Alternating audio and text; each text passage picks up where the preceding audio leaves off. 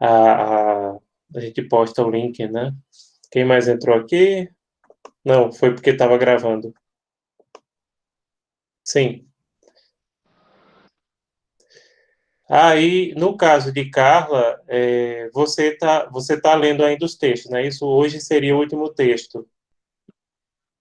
Isso, isso. Eu dei uma olhada também nos artigos que o senhor mandou Uhum. do Notícias, né? Certo, certo. Eu mandei um da BBC falando sobre a questão do massacre de Manguinhos e depois eu mandei um sobre Sim. aquela questão do AI-5, que por sinal eu vou fazer um Uhum. vídeo falando do AI-5. Eu vou ver se esse final de semana eu já terminei os slides.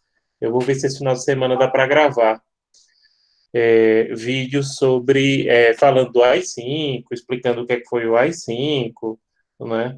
Detalhando os artigos do AI-5, quais eram os principais pontos eu vou fazer. Ali eu coloquei mais no sentido, e também, claro, aproveita para você que entrou no grupo agora, e Yuri já é bem veterano. Yuri, inclusive, junto com Larissa, publicaram agora numa coletânea no sul do país um artigo. Foi assim muito bom porque essa coletânea tem pessoal Minas Gerais, a maioria do Rio de Janeiro. Você vê tem o pessoal da Federal, tem o pessoal das PUCs. E aí nesse sentido eu parabenizo eles porque eles conseguiram essa publicação, né? Foram eles que fizeram o artigo. Eu só revisei e também como acontece com muitos eventos e muitas publicações, eles não aceitam que você publique só. Eu não exijo, enquanto orientador, que a pessoa coloque o meu nome, mas no caso desse, como era uma publicação de alta qualidade, eles exigiam que alguém com titulação, acho que no mínimo era mestre, fosse coautor.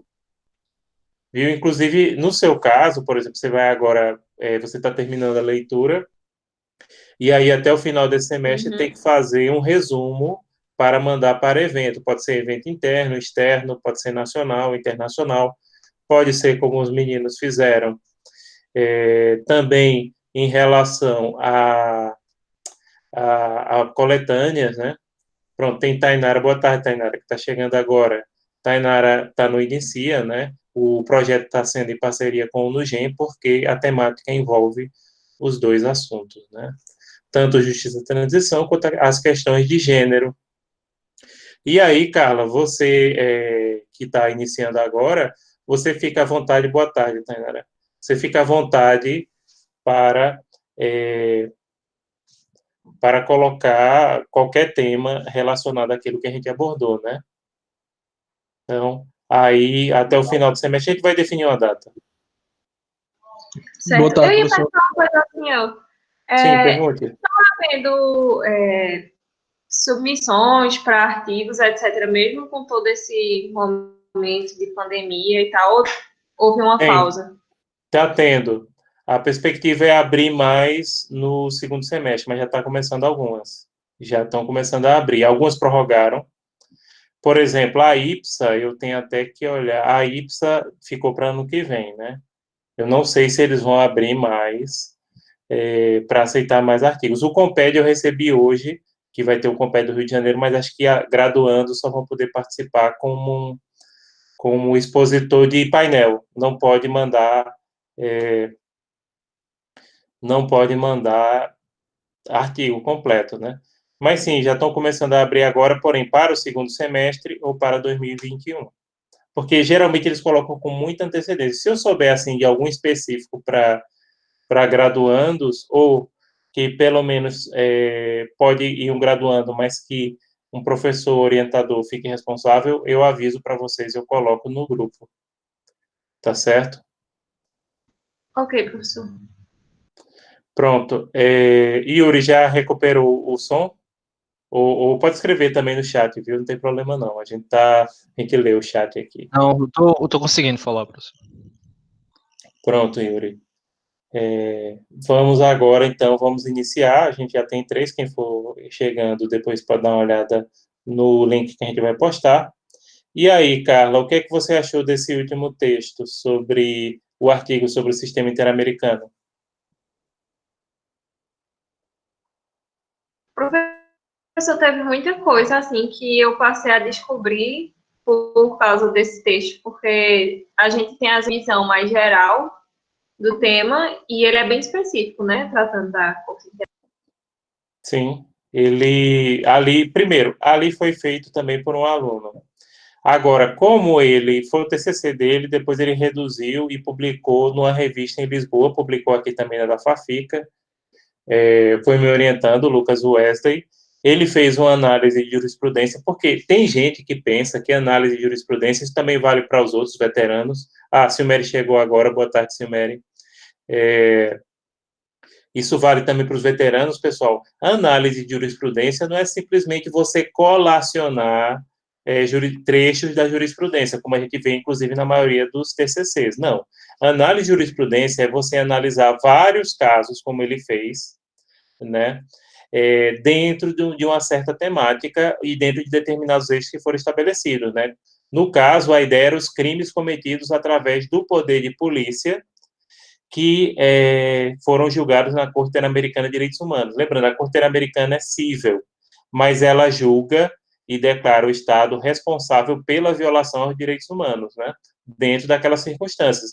Então, teve ali homicídio, lesão corporal, e principalmente uma prática indiscriminada aqui na América Latina, e que teve origem nas ditaduras, foi a questão do desaparecimento forçado. O desaparecimento forçado é um dos principais problemas da América Latina, inclusive em várias decisões a Corte Interamericana de Direitos Humanos já recomendou que o Brasil adotasse o tipo penal de desaparecimento forçado, porque, repare, o desaparecimento forçado, que é quando você some com alguma pessoa, Letícia também está chegando agora, né? Keturine está chegando agora, boa tarde. Sim, Yuri, isso também aconteceu. Mas, por exemplo, quem começou a inventar essa questão do desaparecimento forçado foram as ditaduras. Só que hoje, no Brasil, é uma das principais modalidades utilizadas, por exemplo, por traficantes no Rio de Janeiro. Os traficantes do Rio de Janeiro também têm o mesmo costume de dar esse chá de sumiço, entre aspas, né, nas pessoas. E reparem como a letalidade e a criminalidade do Estado, ou como eles falam na Argentina, como Yuri aí, o terrorismo de Estado, se ele não for devidamente coibido, aquelas ações os particulares acabam adotando. Os particulares, os criminosos particulares, né? Acho que vocês estão entendendo o que eu estou dizendo. Então, quem inventou o desaparecimento forçado aqui foram os regimes, né? Para sumir com corpos das vítimas, etc. Teve gente que foi jogada no mar, como na Argentina. Teve gente aqui no Brasil que alguns alegam que foi cremado em fornos de usina de cana-de-açúcar. Teve gente que foi simplesmente jogado no mato, na guerrilha do Araguaia, porque você, naquele tempo na Amazônia, você jogar um corpo ali no meio da mata, precisa nem... Aliás, é melhor até do que enterrar, né? Porque os animais devorariam as vítimas e em pouco tempo ficaria pouca coisa dos ossos da pessoa.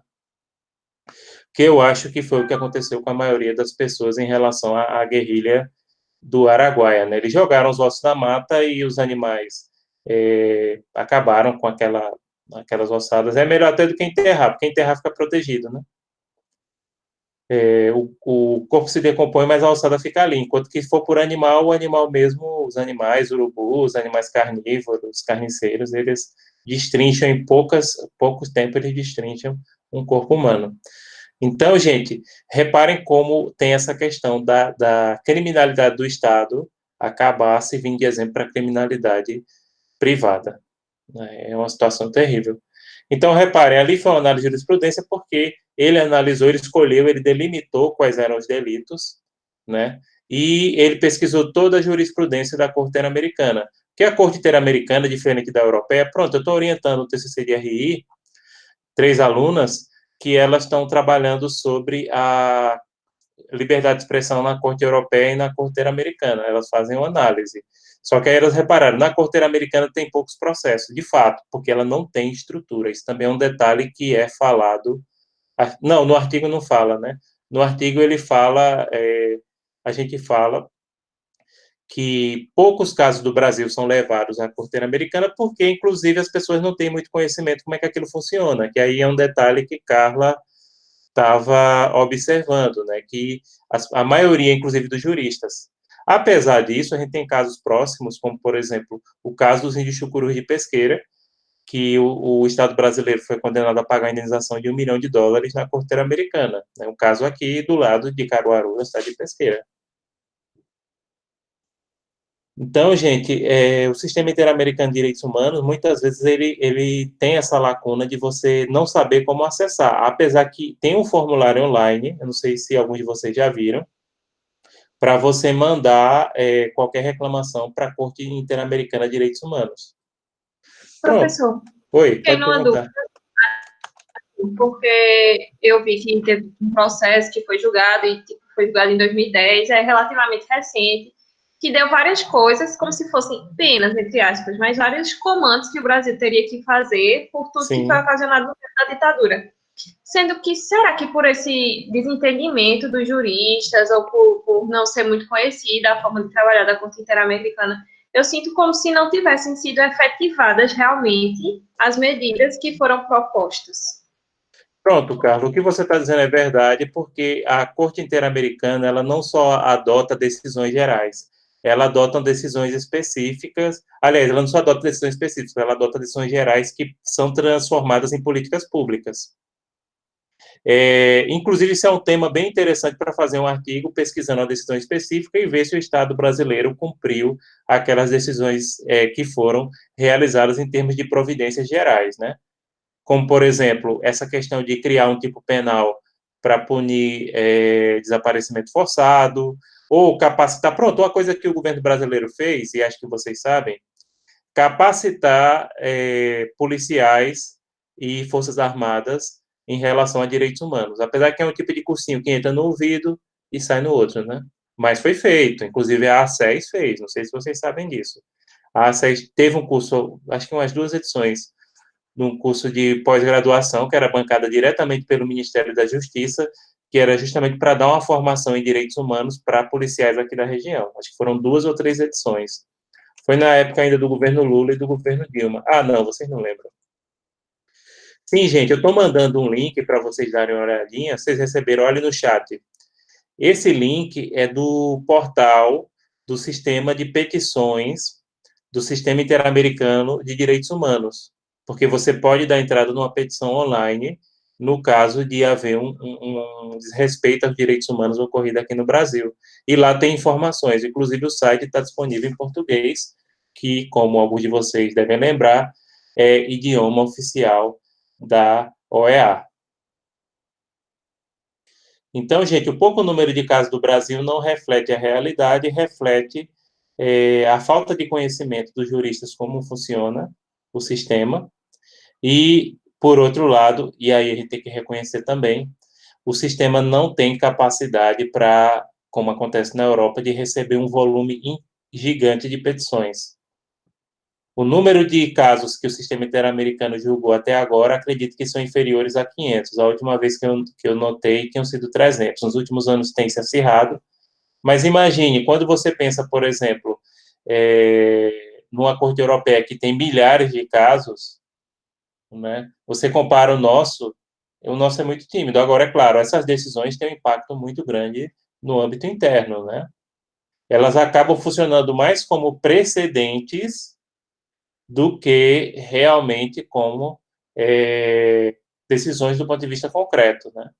Então, a gente também tem essa limitação, esse problema. Pronto, quem mais teria alguma observação desse artigo? Carla, Keturini, que são novatas aqui.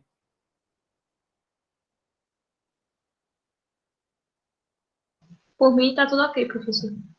Keturini, que chegou agora, teria alguma observação sobre esse artigo? Porque os outros que estão aqui são veteranos, né? Aí eles já conhecem. Se também quiserem dar alguma opinião, pronto. E agora, eu gostaria de pedir a opinião de vocês em relação àqueles links que eu coloquei, o da BBC sobre Manguinhos e depois sobre o AI-5, que são casos assim sensíveis, que tocam dentro do estudo geral da justiça de transição em nosso país, né? A gente vê como esse pessoal autoritário, ele tem um desprezo pela ciência, né? Pronto, Keturini, que bom. Ela está dizendo que fez um organograma sobre o sistema interamericano. Perfeito. Inclusive, é uma opção boa para se fazer artigos científicos, né? Analisando as decisões do sistema interamericano. E tem a página vocês podem pesquisar, tem disponível em espanhol, inglês, e os casos relativos ao Brasil têm decisões em português. Porque a corte, por exemplo, ela só trabalha com inglês e espanhol. Nos casos que, obviamente, envolvem o Brasil, é que eles emitem sentenças em português. E aí, gente, o que é que vocês acharam daqueles textos da notícia, né, da BBC? Alguém leu, alguém não leu?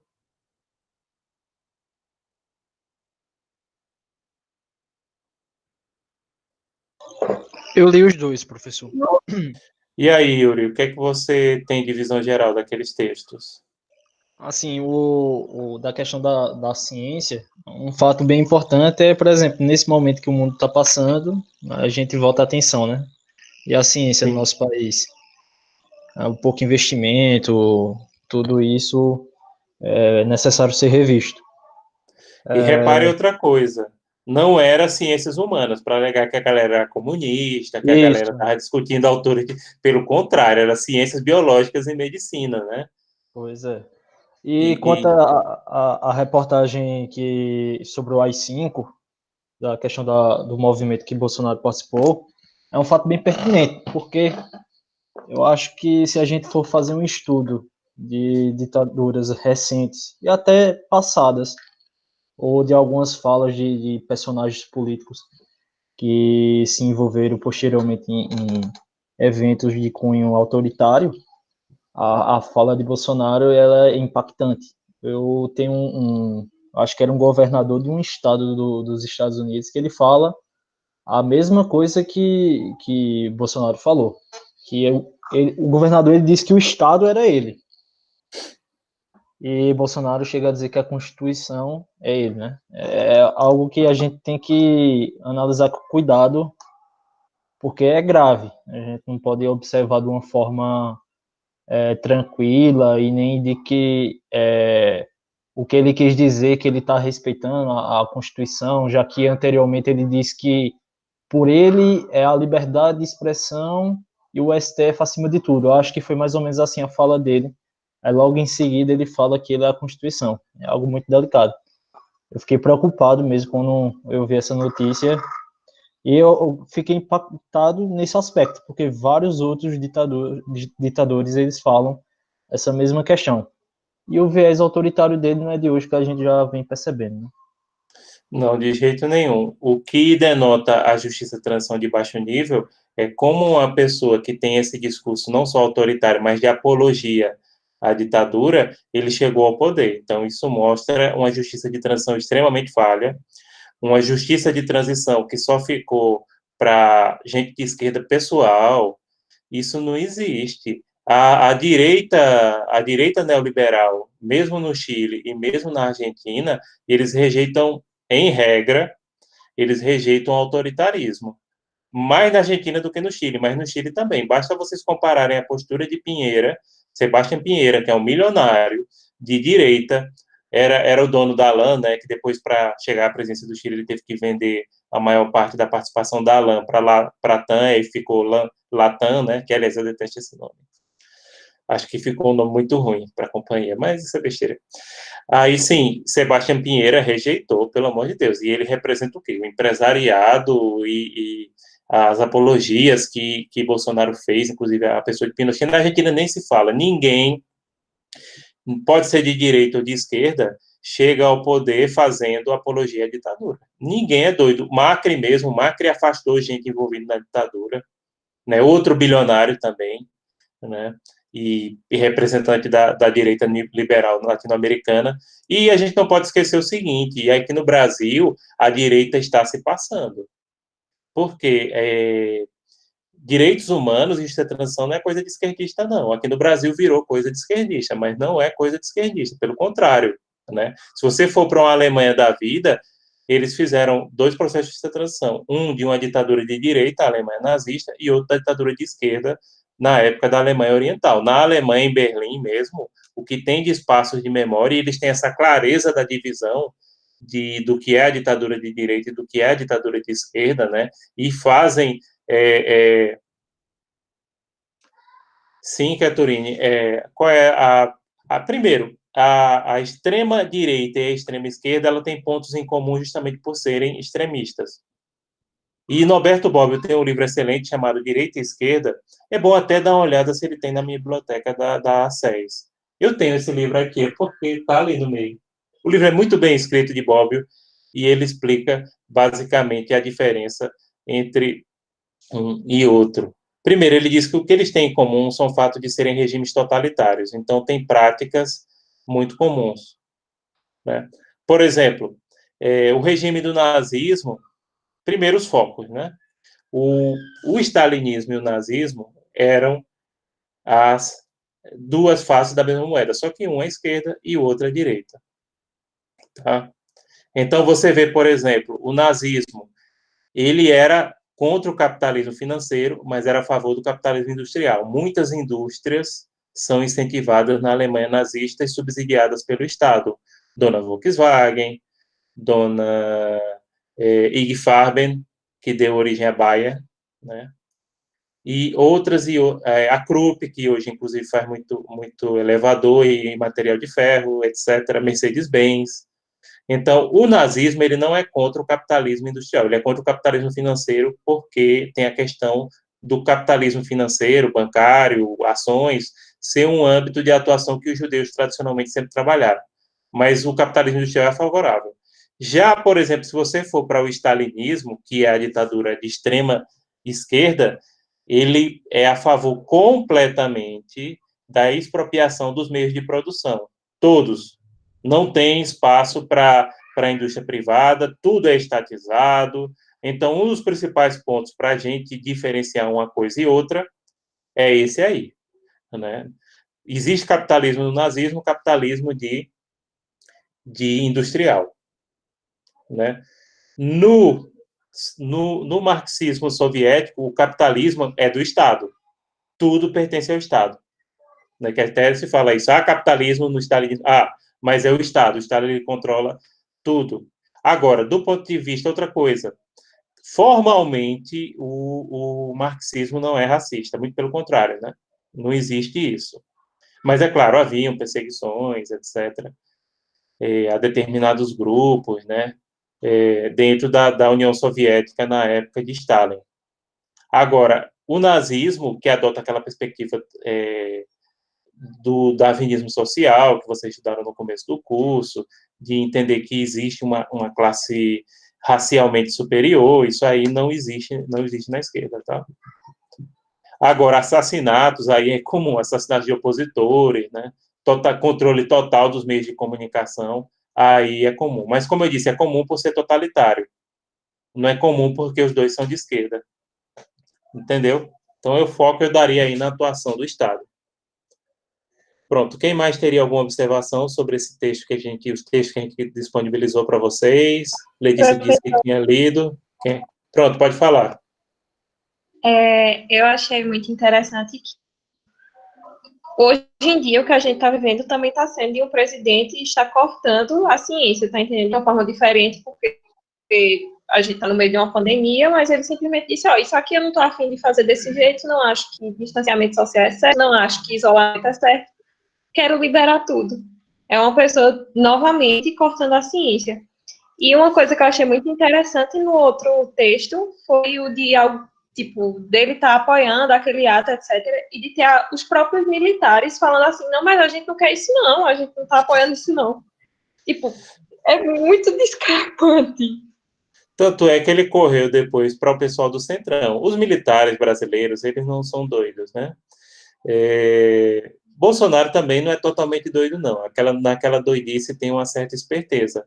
Agora, ele usa isso para se aproximar de setores e boa parte do discurso que ele tem só é possível devido à transição de baixo nível. Os militares do Brasil, pessoal, eles participam de missões internacionais, eles têm noção que a gente não vive mais no sistema internacional de Guerra Fria, né? Inclusive, eles sabiam que tinham que abrir o regime, e por isso é que eles abriram o regime militar antes que o povo fizesse, né? Porque aí eles poderiam fazer nas condições deles, né? Então, eles mesmos organizaram a transição, mais ou menos da forma que eles queriam, a grosso modo, né? E é bem interessante isso, porque eles sabem, por exemplo, em 68, quando o AI-5 foi instituído, a Guerra Fria estava pegando fogo. Teve a ofensiva do Tet na Guerra do Vietnã, que o Vietnã fez um ataque maciço contra as posições americanas e os americanos revidaram com tudo que eles tinham, bomba, napalm, estava pegando fogo literalmente o Vietnã. Houve os protestos estudantis na França e na Europa, houve a Primavera de Praga do lado comunista. Então, reparem, em 68, havia um sistema internacional que favorecia medidas extremas como o AI-5. Aqui no Brasil, começa a ter manifestação de estudante, dentro do Congresso Nacional, a OAB e a Igreja Católica, que no início tinham apoiado a ditadura militar, passam a ficar contra, porque não esqueçam que a ditadura militar foi implantada com a ideia de que iam afastar João Goulart do poder, mas iam ter as eleições, normalmente, as próximas eleições, e acabou não tendo. E tanto quem era de direita, como, por exemplo, Carlos Lacerda, civil de direita que apoiou a ditadura, acabou cassado, quanto o pessoal do outro lado, né? João Goulart, o próprio Juscelino Kubitschek, que não era nem de direita nem de esquerda, na minha opinião. Aliás, ele podia ser de esquerda, centro-esquerda, né? Juscelino Kubitschek. Ou centro-direita também, como vocês quiserem.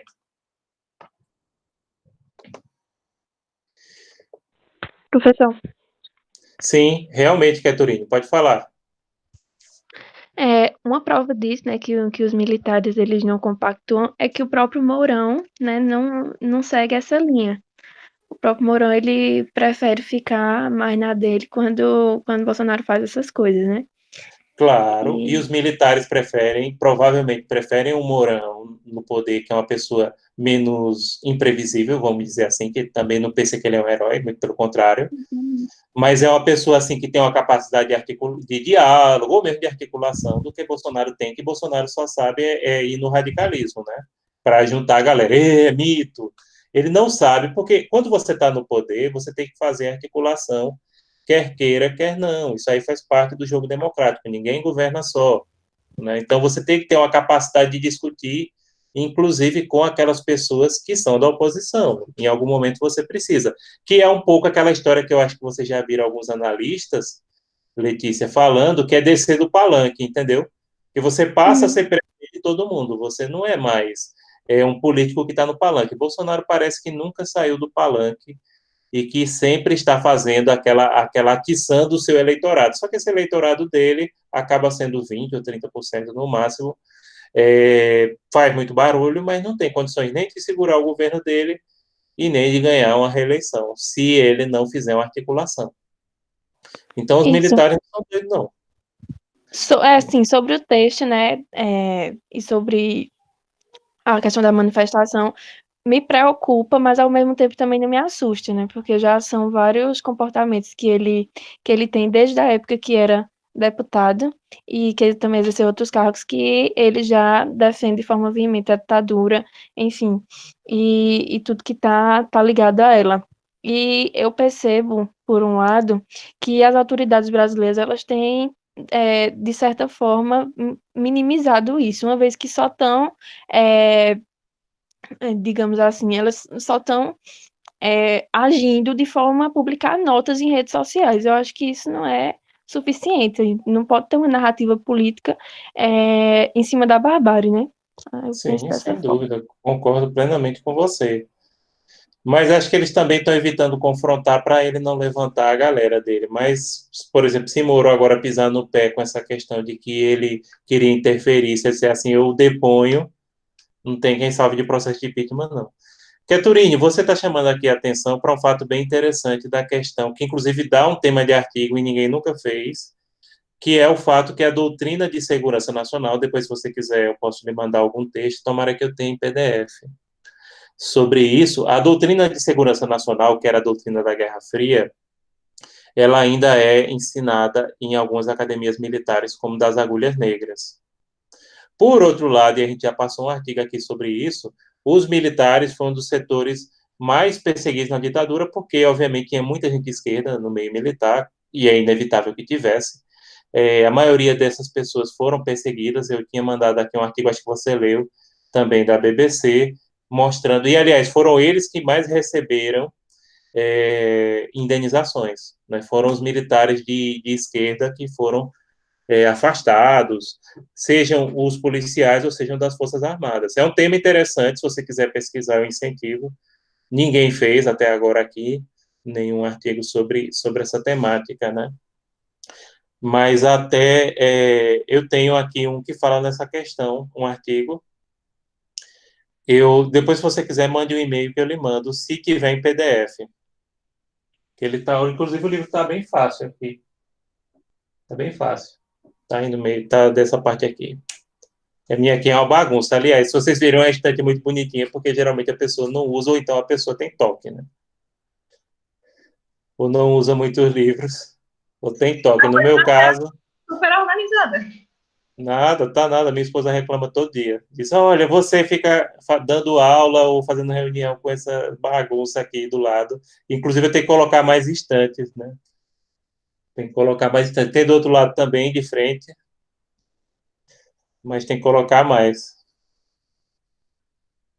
Não, mas é porque o negócio está tudo bonitinho. O pessoal fica pensando primeiro, não, é aquele negócio que as meninas que trabalham gênero sabem, né? De que o pessoal fica primeiro pensa na mulher, né? Não, a culpa é minha. Esse quarto aqui é meu só, né? Quarto não, escritóriozinho, né? Minha filha que chama quarto, por isso que eu chamo quarto. Escritóriozinho é meu, então quem tem que organizar aqui sou eu. Sim, gente. O professor, Oi. só fazendo uma pontuação também que era prática até de alguns regimes, a troca dos comandos militares, né? De última Sim. hora, ali no fim da ditadura, para acalmar mais esse ânimo. Eu estou até fazendo a pesquisa que eu estou desenvolvendo com o senhor, eu estava estudando esses dias sobre alguns casos do governo chileno, em que a troca do alto escalão foi muito rápida, para que alguns fizessem acordos, tentassem se desviar de algumas condenações. Aí teve o fato do Pinochet, né, de Uhum. que ele saiu do país, foi preso na Espanha, salvo engano. Não, no Reino Unido, a pedido da Espanha, Foi isso, na Grã-Bretanha. mas é mandado de prisão europeu. Mas foi na Uhum. Espanha, porque a União Europeia tem um mandado de prisão específico, mas foi o governo a pedido do judiciário espanhol. Isso. Aí também na Argentina, vários pessoas do alto escalão do exército tiveram muito preconceito também com alguns integrantes do exército que saíram da Argentina para Uhum. tentar não serem condenados. Também era uma prática muito grande.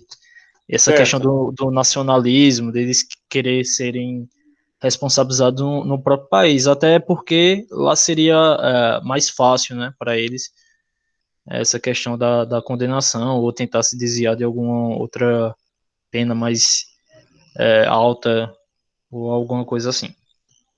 No caso do Chile, eu considero essa transição satisfatória.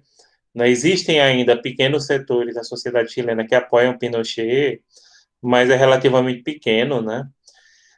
Dentro do contexto geral, eles fizeram um bom dever de casa, é uma justiça de transição de bom nível, inclusive naquele indicador que eu criei. Eu criei um indicador para analisar a justiça de transição na minha tese de doutorado e o nível da chilena é satisfatório.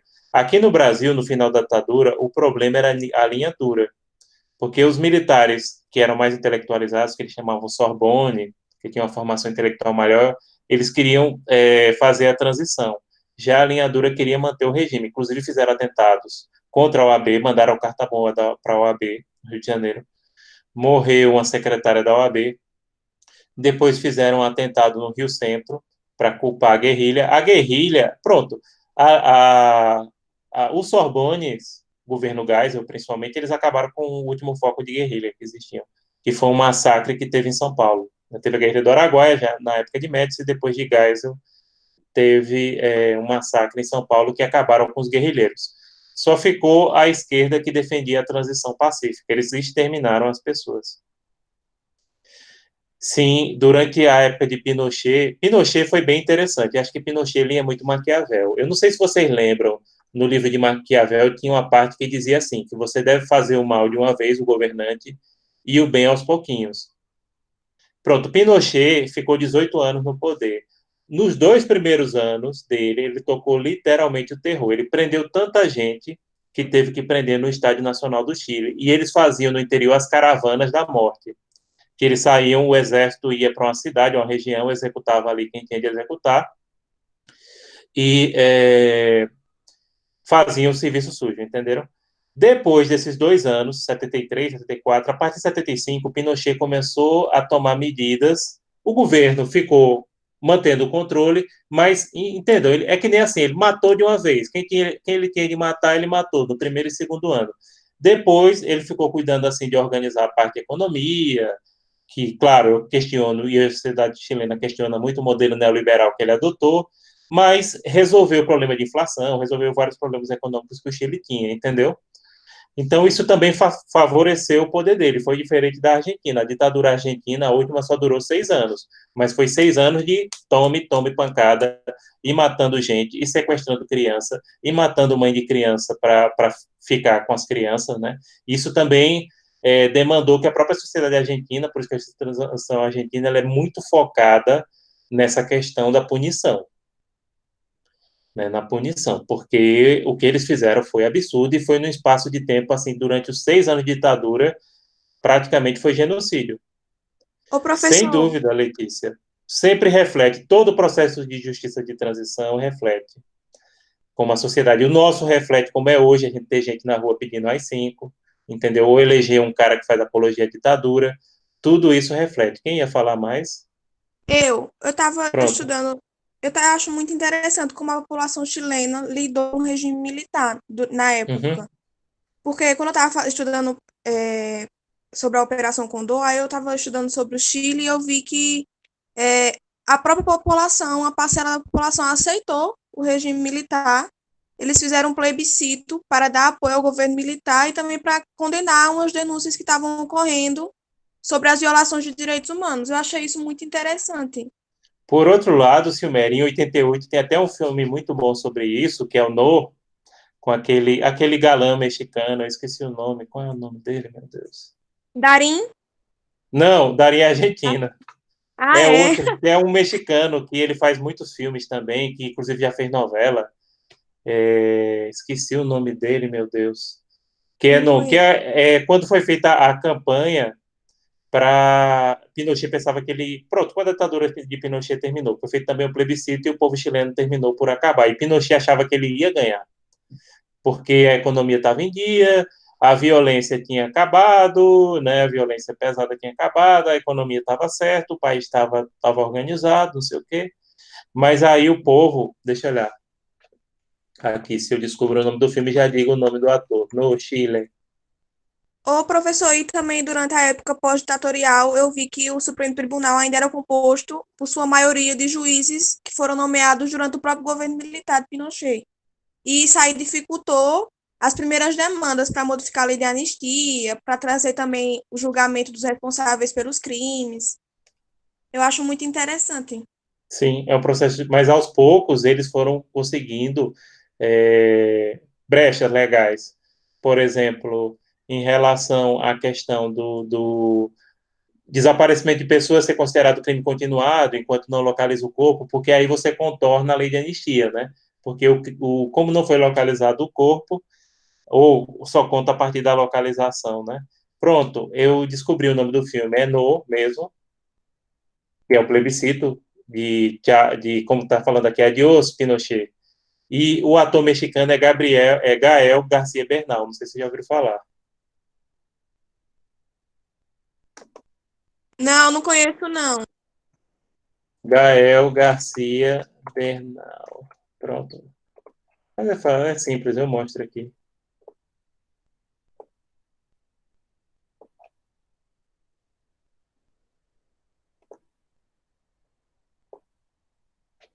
Pronto. Acho que já dá para vocês verem, né? Estão vendo? Não, professor, não tá aparecendo na tela, não. Tá não? Foi um erro aqui. Ah, pronto. Estão vendo?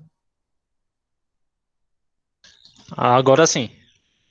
Pronto, é esse ator e o filme. Foi esse ator. Ele é bem conhecido, ele já fez muitos filmes, novelas mexicanas, né? Ele, desde criança, ele trabalha na televisão no México e fazendo filmes, né? Então, ele é bem conhecido. E o filme é novo. Inclusive, como está dito aqui, foi indicado para Oscar de melhor filme estrangeiro. Mas também no Chile, o que ajudou foi porque eles fizeram a Comissão Nacional da Verdade assim que terminou. E divulgaram essa comissão. Aí passou a sociedade, muitos da sociedade diziam que não sabiam o que tinha acontecido aquilo, e a imprensa ajudou, coisa que no Brasil não houve. Professor, era uma coisa que eu ia lhe perguntar. Eu vi, depois de começar a estudar e tal, que houve uma comissão da verdade instaurada aqui no Brasil, ainda acho que no governo Dilma já, né? Sim. Essa comissão ainda existe? O que foi feita dela? Não existe, fez um relatório. Esse relatório, inclusive, a mídia não recebeu muito bem, foi muito criticado.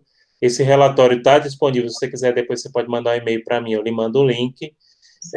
E houve não só comissões nacionais, mas também locais, inclusive aqui em Pernambuco. Aliás, Tainara me deu o relatório da Comissão Estadual de Pernambuco, muito bom, que foram feitas comissões estaduais e comissões municipais. Eu não sei se Recife teve municipal, mas Pernambuco teve a comissão Dom Helder Câmara. O relatório é bem interessante, ele recomenda muitas coisas, por exemplo, a punição dos crimes, ele relata, ele reconhece oficialmente quem eram os torturadores. E ele colocam as vítimas também. As 434 vítimas que são faladas são aquelas que foram identificadas, porque pode ter tido muito mais, né? Mas são aqueles que você identifica, que foi esse e aquele outro, porque, por exemplo, indígenas, não tem como você saber, que na Amazônia eles caçavam indígenas para a construção, por exemplo, da Transamazônica, tinha muitas tribos ali, teve tribos que foram dizimadas, ninguém sabe quantas pessoas. E, por exemplo, aqui em Pernambuco houve, sem dúvida, Letícia, é interessante e necessário. E aqui em Pernambuco houve principalmente o movimento rural. E as meninas aí que estão fazendo o Inicia, Letícia e Tainara, até os anos 80 ainda teve vítimas rurais, que é o caso da Margarida, por isso que é Marcha das Margaridas, né? A Marcha das Trabalhadores, que ela é considerada vítima da ditadura. Não foi diretamente a ditadura que matou ela, só que ela foi assassinada devido à omissão da ditadura, porque ela era uma líder camponesa das mulheres, não só das mulheres, ela era presidente do Sindicato dos Trabalhadores Rurais, e a ditadura não tomou providência para evitar que ela morresse, né? Então, ela é considerada vítima da ditadura por omissão. Não sei se vocês já ouviram falar da Marcha das Margaridas. Professor, o senhor falou que a mídia não aceitou muito bem esse relatório. Por quê? A mídia não aceitou muito bem, pronto, é outro tema também que dá bom para ser pesquisado aqui no nosso grupo, porque boa parte da mídia que existe hoje no Brasil, a começar por Dona Rede Globo, eles apoiaram a ditadura militar.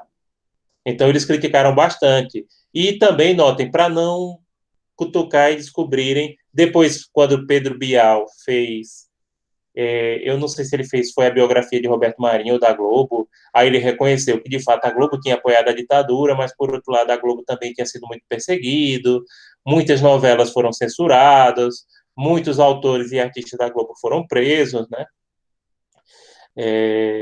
E ele fez essa justificativa da pessoa de Roberto Marinho. Só que, no final do regime, por exemplo, a Globo também não queria cobrir as diretas já, que era um movimento para que a eleição presidencial fosse direta. Então, eu não sei se esse arrependimento foi sincero, entendeu? Porque, por exemplo, pronto, acho que você já ouviu falar da novela Roque Santeiro, né? Ou não? Já. Pronto, é considerado uma das melhores novelas de todos os tempos, e na minha opinião é. Por sinal, eu tenho até aqui na sua estante, eu tenho. Eu assisti, eu era criança, né? Depois ela foi repetida, né? Lançada. O autor da novela era chamado Dias Gomes, que inclusive era casado com aquela outra autora de novela muito famosa, Jeanette Claire. Dias Gomes era comunista, não militava, mas era comunista do ponto de vista ideológico, né?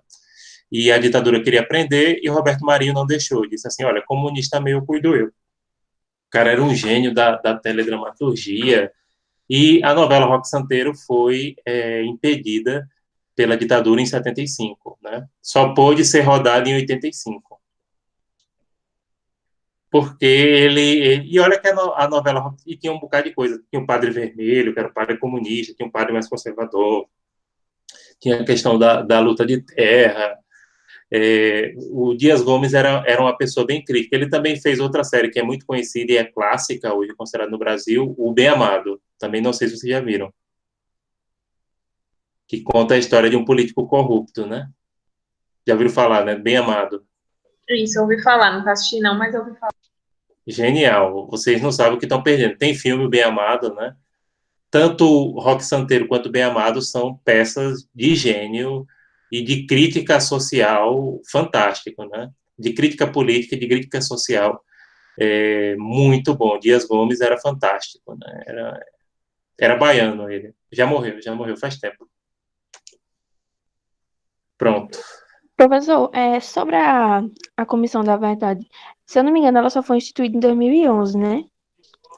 Ou foi 11 ou foi 12. Eu tenho isso anotado, inclusive, nos meus artigos. Eu não sei se... Acho que a lei é de 2011. No relatório informa isso. A lei é de 2011 e ela foi instalada em 2012. E o relatório é 14. Foram 2 anos que ela tinha para produzir. Aí eu ia perguntar ao senhor, por que só no governo Dilma que se pensou em instituir uma Comissão da Verdade? Os outros Perfeito. governos anteriores não tinham nem, ao menos nem cogitado essa possibilidade, não? Professor, Sim, teve a ver com o julgamento que teve na Corte Internacional? perfeito. O motivo foi esse. Foi por conta do julgamento do caso da guerrilha do Araguaia. Antes teve, mas não tiveram força política para isso. Fernando Henrique Cardoso conseguiu instalar uma comissão de anistia, ele instalou 2, né?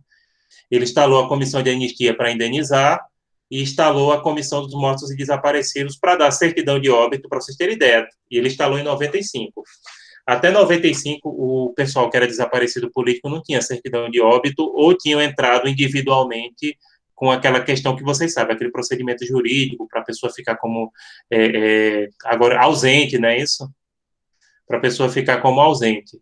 Aí, em 95, o Fernando Henrique instalou essa comissão de mortos desaparecidos para providenciar a certidão de óbito desse pessoal, ou ratificar a certidão de óbito, porque a pessoa era declarada ausente, mas na comissão você colocava ausente devido às forças de repressão do Estado. Então, eles não conseguiram instalar uma Comissão Nacional da Verdade. Fernando Henrique instalou 2, anistia e desaparecidos, mas não conseguiu da verdade.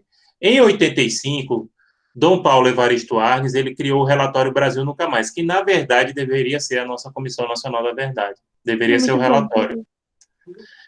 Na África do Sul, eles entregaram a Comissão Nacional da Verdade para o bispo Desmond Tutu. No Brasil, eles deveriam ter entregue para Dom Paulo Evaristo Arnes fazer. Porque, percebam, a questão não era nem tanta punição, você podia até admitir a anistia.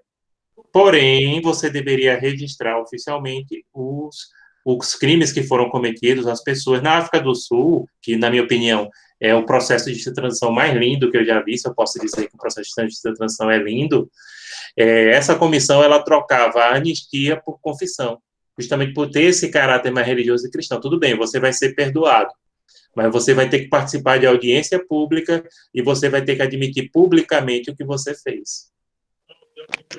Professor, então, no caso, Collor não agiu em nada nesse sentido? Collor foi prefeito de Maceió, ou governador de Alagoas, ou os dois, nomeado pela ditadura, e o pai dele fazia parte da base da ditadura.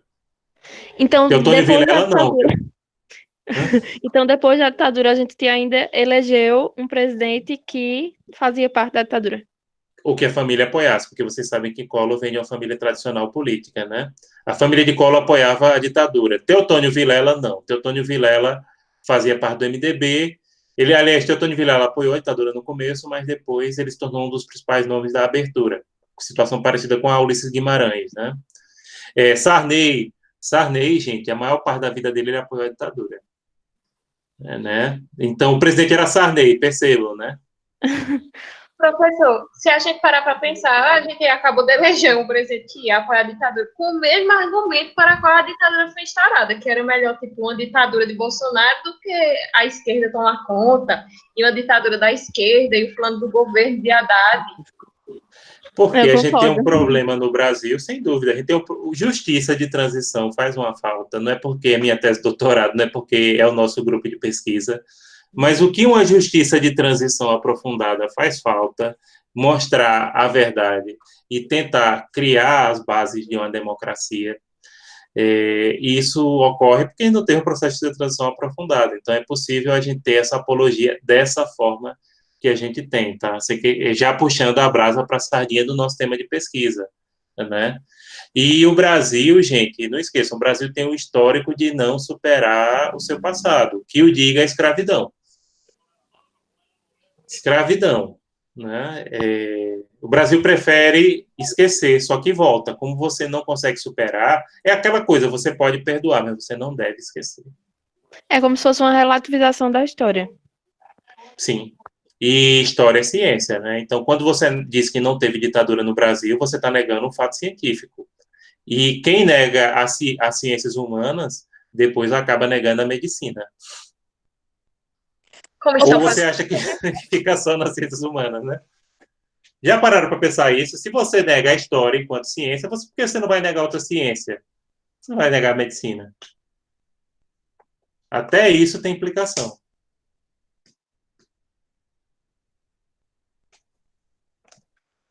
Essa questão da perseguição aos cientistas ainda é tão presente, né? Que hoje até o próprio presidente não dá a devida credibilidade e a devida importância.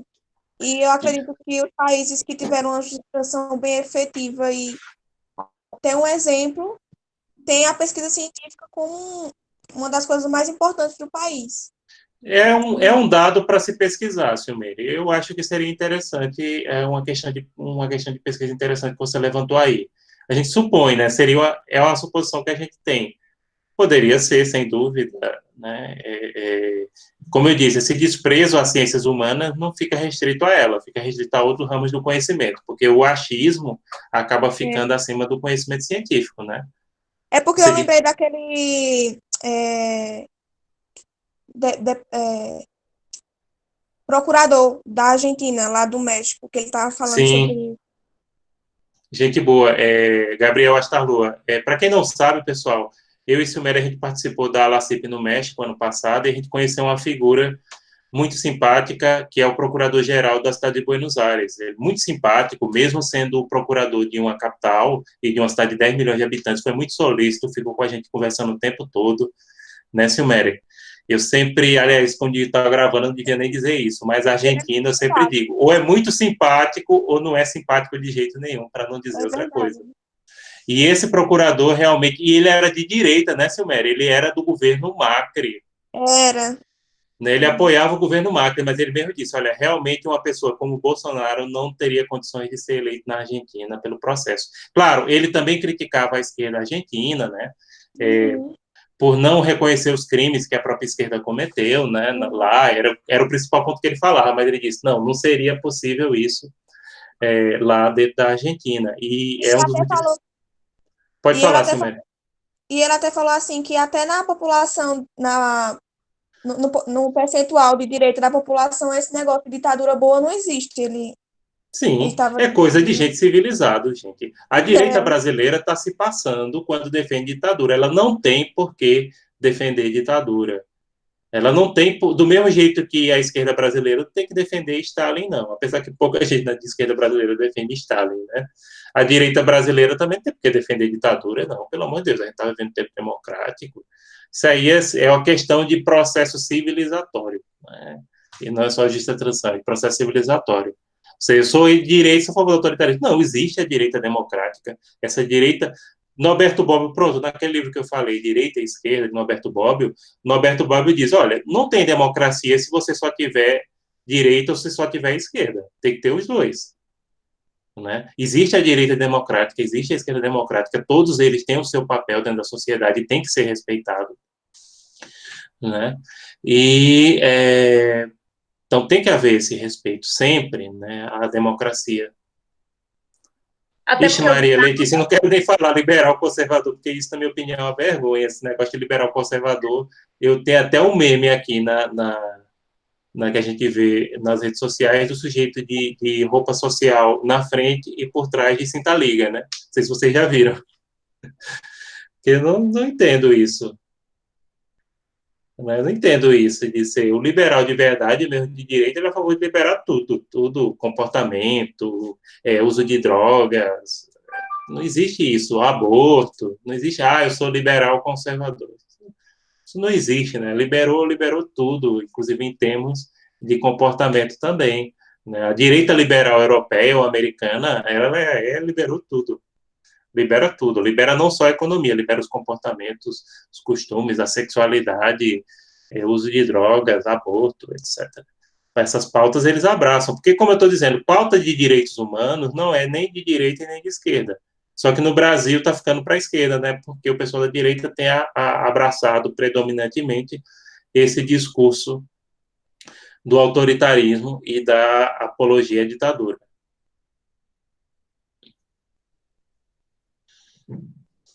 E pronto, gente, acho que por hoje é só, né? Agora eu vou ficar disponível para quem quiser conversar comigo sobre alguma temática específica, né? Fazer aquele atendimento individual, tá certo? Mas, assim, eu agradeço a presença de vocês e digo que o debate hoje foi muito bom, gostei bastante. Semana que vem a gente coloca mais instruções. Pronto, esse final de semana eu vou gravar um vídeo que vai ser um artigo científico sobre a questão do AI-5 e vou disponibilizar para vocês no Google Classroom, né? Vou colocar. Mas, assim, foi excelente o nosso debate. Obrigado por dedicar um tempinho, principalmente quando a gente vê gente jovem que nem vocês. Não que eu seja tão velho, né? Mas eu já estou nos meus 40 e pouquinho. Mas eu vejo gente de 20 anos debatendo, isso dá esperança. Passa, Caturine, passa muito rápido. Há 20 anos atrás, eu estava ali no corredor da ACES, Dona Creuza, do mesmo jeito. Até estava lembrando o meme, né? Que o marco da... Pronto, quando eu estava estudando na ACES, teve o 11 de setembro. Eu lembro que eu cheguei no DA, eu era tesoureiro do DA, e estava aquele negócio na CNN. A gente tinha a assinatura da CNN, ou se é, Yuri, Dona Cruz é um grande ícone da ACES. E aí eu perguntei ao pessoal dela, o que foi que aconteceu aqui? Eles, não, foi um avião que bateu em Nova York. Aí, quando foi no final da tarde, aí todo mundo já tá, no final da tarde não, depois do almoço, todo mundo já estava sabendo que era atentado terrorista. E aquilo marcou a geração, é aquela coisa.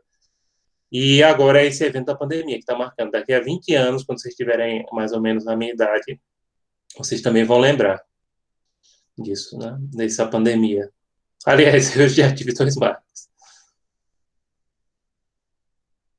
E pronto, pessoal. Agora fica à disposição. Quem não tiver mais nada a dizer pode sair. E fica à disposição de quem quiser conversar comigo, que às vezes tem gente que quer tirar alguma dúvida, quer conversar. Né? Os textos já terminaram para vocês que são novatos, por nada, cara.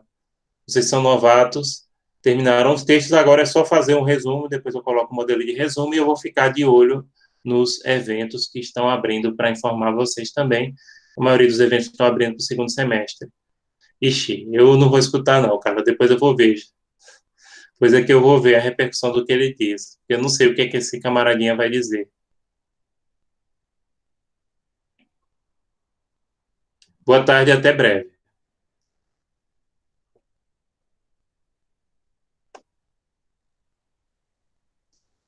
Então, gente, fica à disposição. Quem quiser falar comigo, pode escrever no chat. Pode. Pronto, professor. Tem umas coisas do Inicia. Certo. Pode tirar, dúvida.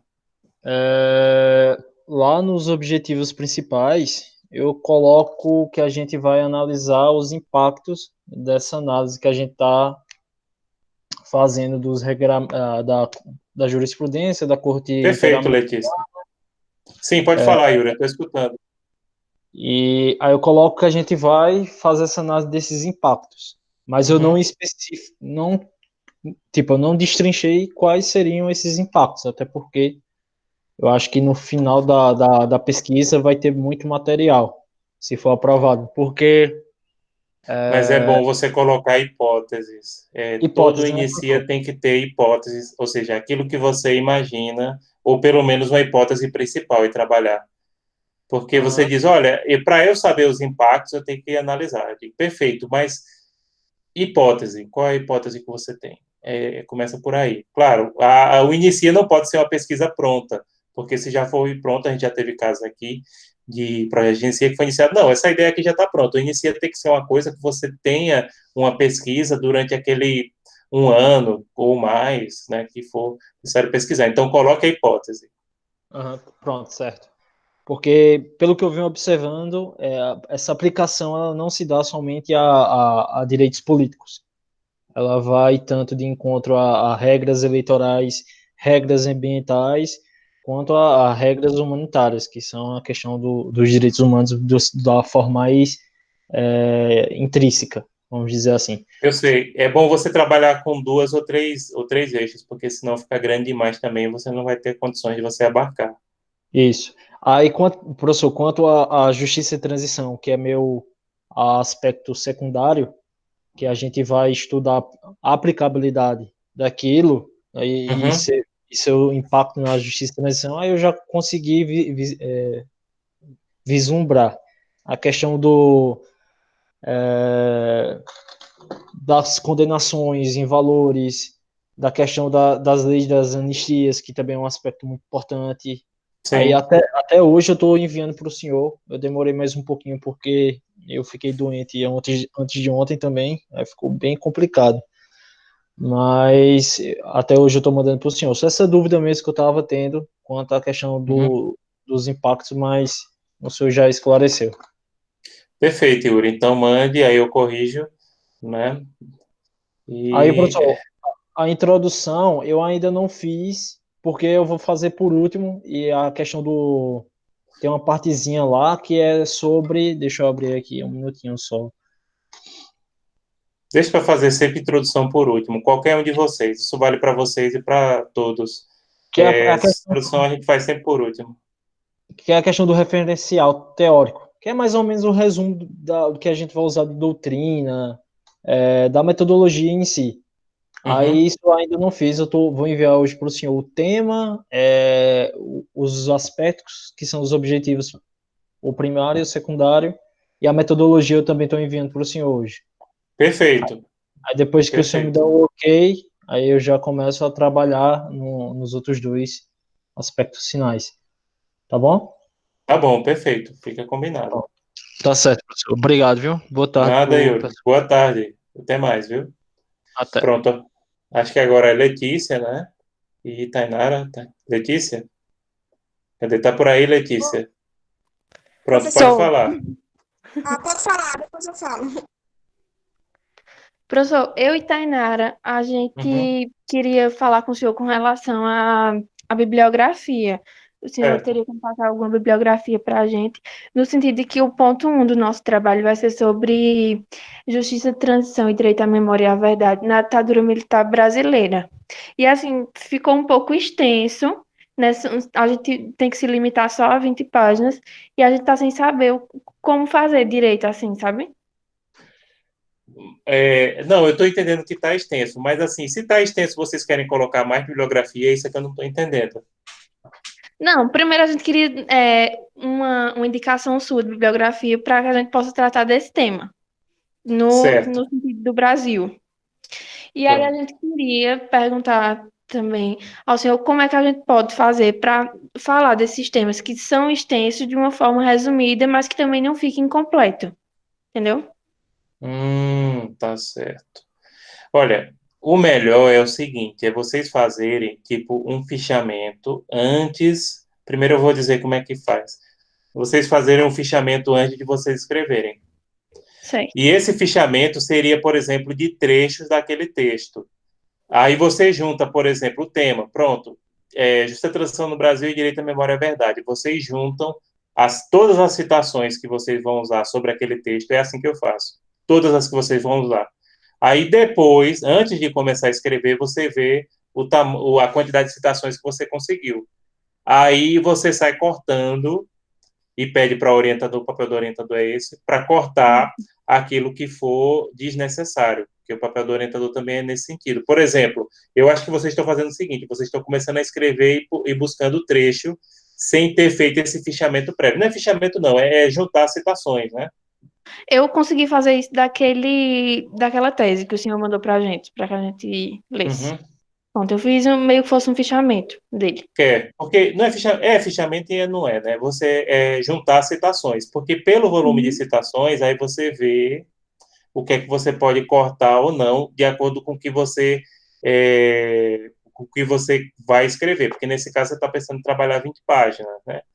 Então seria, aí você dividiria mais ou menos os tópicos. Então, por Uhum. exemplo, a melhor forma que eu acho é essa. Certo. Então tá Tá ok. certo? Porque se você for escrevendo e pegando do nada, puxando coisa, aí você fica sem controle. Em Uhum. relação à bibliografia, vocês têm livro de Paulo Abrão? Tem cópia do livro de Paulo Abrão? Não. Eu não sei se Tainara tem, mas eu particularmente não tenho, não. Tainara tá online? Não, agora Não, ela ela teve que saiu, sair né? porque tá tendo panelaço, aí tá tendo muito barulho. Não, certo. Eu vou dar uma olhada. Pronto, eu vou olhar agora. Eu vou olhar se eu tenho de Paulo Abrão, do Torelli, que eles abordam muito essa questão do direito à memória e à verdade. Tem um livro muito bom que eu tenho aqui, mas está aqui em casa, né? Então a gente faz o seguinte, professor, a gente vai mandar para o senhor o e-mail Mande. do resumo finalizado com as suas considerações e com as considerações de Elba. E aí a gente lembra lá o senhor a indicar os Pronto, livros. aí eu já mando. Pronto, tá Perfeito. certo. Então, obrigada. Nada. Tchau, tchau. Tchau, Tchau. Sumeri. Tchau! Pronto, agora é Silmério. E aí, Silmério? Ô, professor, eu estou desenvolvendo um projeto do Inicia da Operação Condor. Eu estou fazendo uma coisa mais abrangente, porque como é uma coisa que tem que demandar estudo, eu estou falando da participação também dos Estados Unidos, a influência dele na Operação Condor. E eu vou até mandar para o senhor, que eu já fiz para o senhor corrigir. Minha dúvida é com relação às datas, porque eu lembro que ano passado eu me perdi.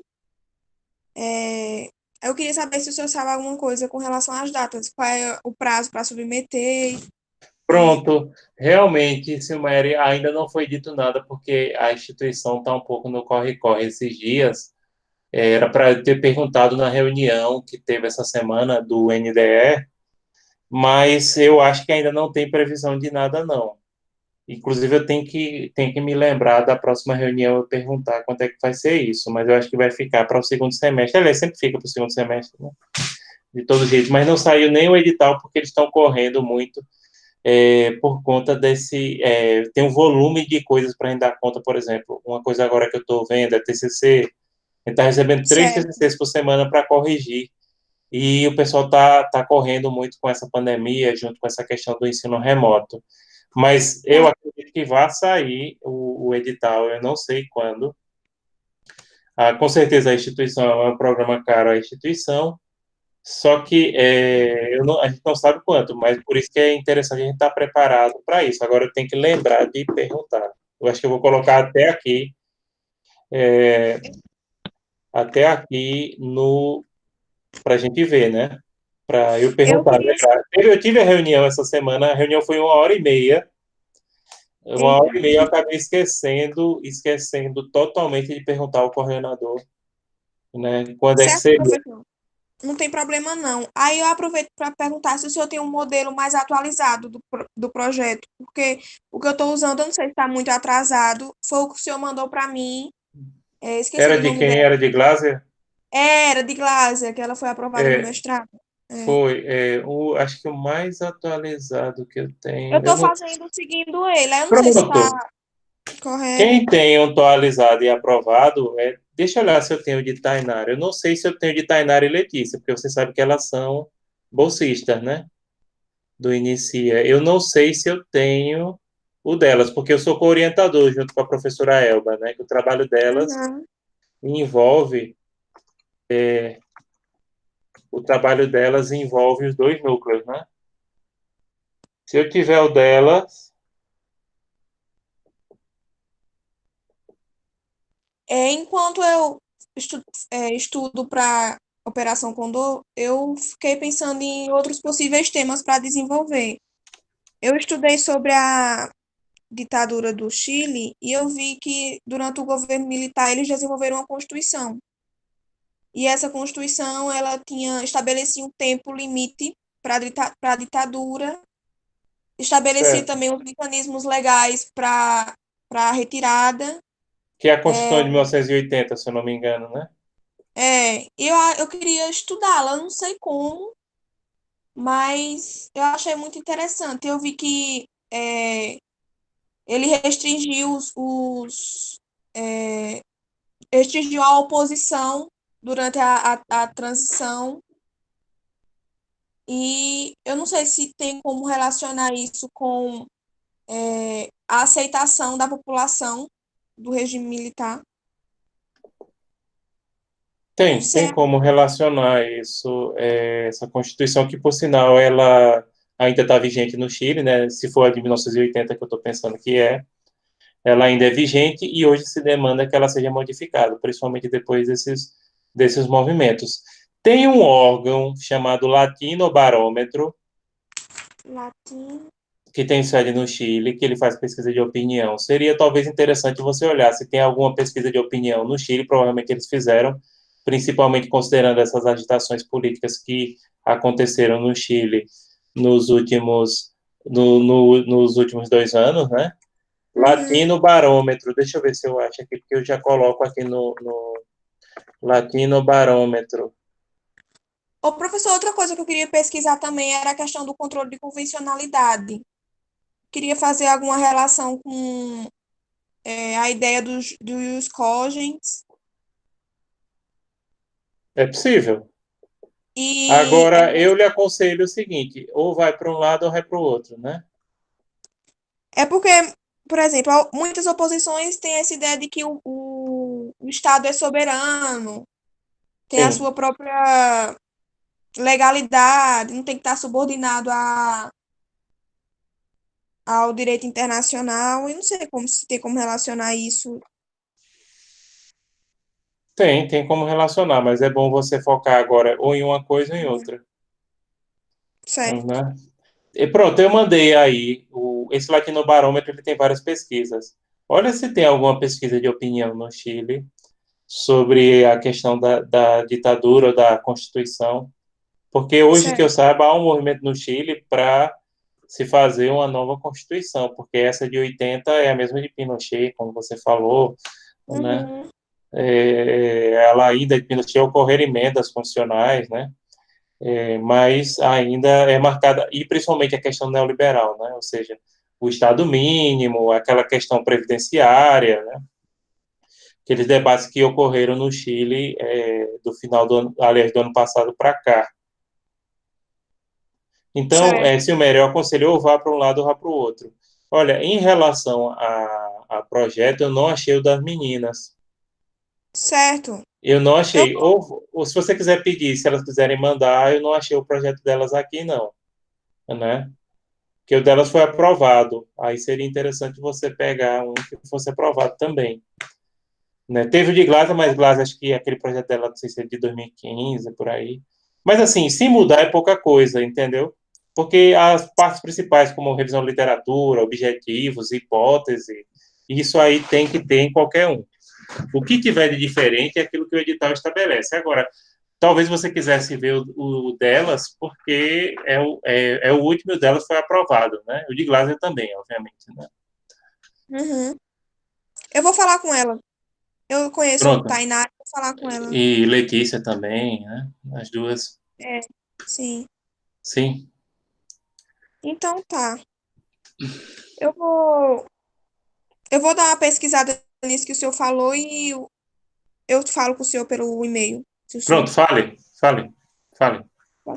E eu vou dar uma delimitada nessa questão do controle de convencionalidade, porque eu gosto muito de constitucional, eu queria É um tema, mesclar.